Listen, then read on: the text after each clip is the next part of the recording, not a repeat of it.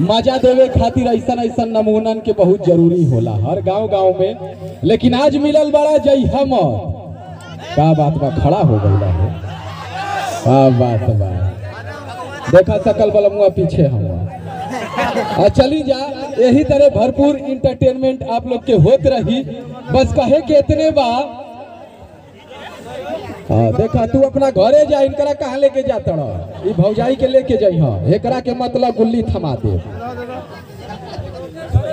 1 minute ना पूरा रतिया तो अरे थमा दे। थम आव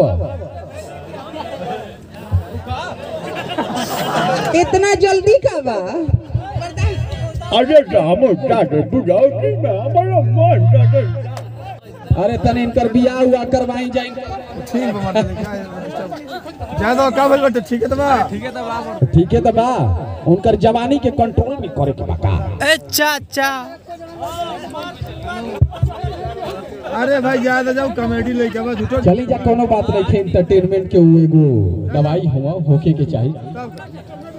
जाए तो बबुआ रिसियाई के नहीं खे तो हरमन करत ना तो हरमन के काम कुल होई। पोखरी में कुल मछली मारा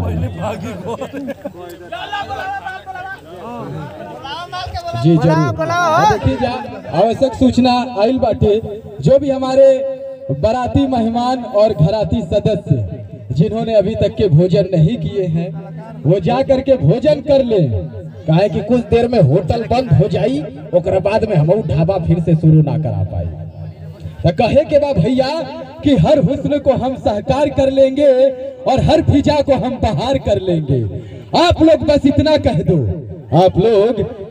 कह दो कि आप हमारे हो तो जिंदगी भर हम आप सभी का इंतजार कर लेंगे। तो चलिए इसी के साथ आप लोग के बीच रूबरू करवाएंगे नेक्स्ट अदाकारा वो